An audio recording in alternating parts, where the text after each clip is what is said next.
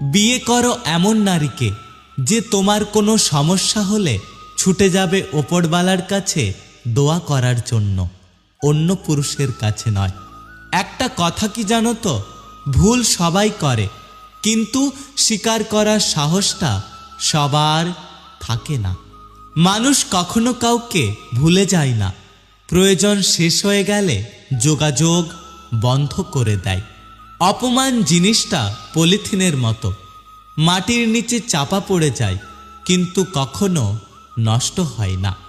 ব্যথা কখনো কাউকে দেখানো যায় না, কখনো কাউকে বোঝানো যায় না, সেটা শরীরের হোক অথবা মনের। অন্য কাউকে দোষ দিয়ে কি লাভ, যেখানে নিজের ভাগ্যটাই খারাপ। নিজে নিজের ছায়াকে প্রশ্ন করলাম, কেন চলো আমার সাথে? সে হেসে